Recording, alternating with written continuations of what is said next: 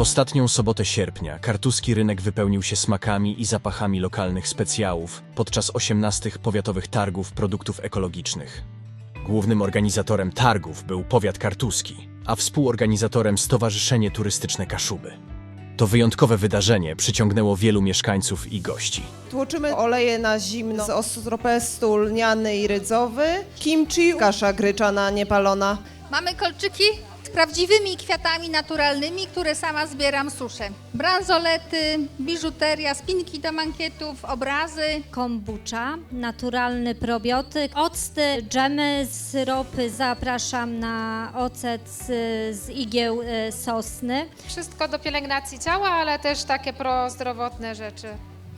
Owoc tykwy. To jest odmiana dyni. Mam w ogródku, rośnie do pierwszych mrozów, potem się pół roku suszą i potem obróbka. I to jest niesamowite, że ja tutaj po prostu jestem jak u siebie, mimo że mało kto o tym wie, to kartuzy mi są bardzo, bardzo bliskie. Pokaz kulinarny z degustacją poprowadził mistrz kulinarny oraz juror Masterchefa Tomek Jakubiak. To będzie bardzo innowacyjna wersja śledzia po kaszubsku. Ale mam nadzieję, że was zaskoczy i wam posmakuje. Swoje umiejętności zaprezentował na najwyższym poziomie, a goście mieli okazję spróbować pysznych dań przygotowanych z ekologicznych składników.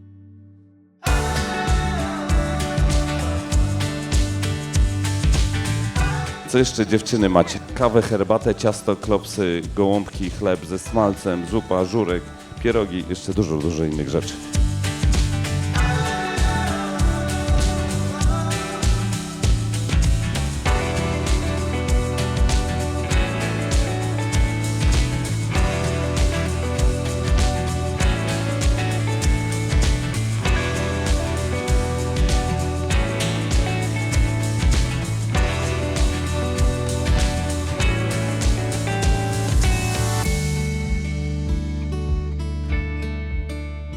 W konkursie na najładniejsze stoisko zwyciężyło KGW Kolonia, które zachwyciło pięknem i oryginalnością swojej prezentacji. Drugie miejsce zdobyło KGW Chopowianki. Podczas targów nie zabrakło także muzycznych atrakcji. Na scenie wystąpili Dominika Kwiatkowska oraz Janko, dostarczając zgromadzonym niezapomnianych wrażeń. Cieszę, gdy na dworze słonko świeci. Najmłodsi mieli swój raj pełen atrakcji, gdzie niezastąpione misie zadbały o radość i zabawę. Uśmiechy na twarzach dzieci mówiły same za siebie.